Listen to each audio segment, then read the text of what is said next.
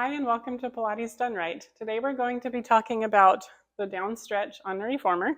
Equipment setup, your foot bar will be on high and you'll need two springs. On the Allegro 2, which I'm using, that's a red spring and a blue spring.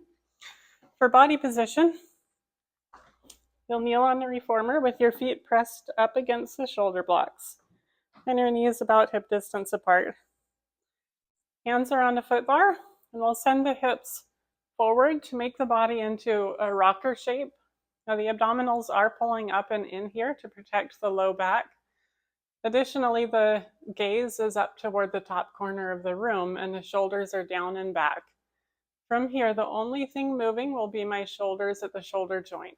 So press the carriage away, and then we lift the chest to bring it back home.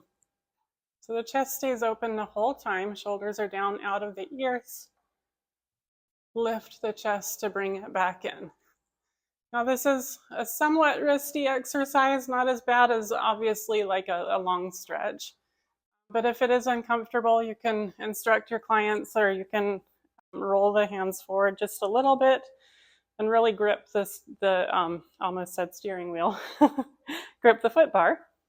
And that might help a little bit. You can also pad the foot bar a little bit. And then also if the knees are uncomfortable, you can put a ball between the knees and squeeze actively into that. But overall, I've never really had this one be a problem for anybody.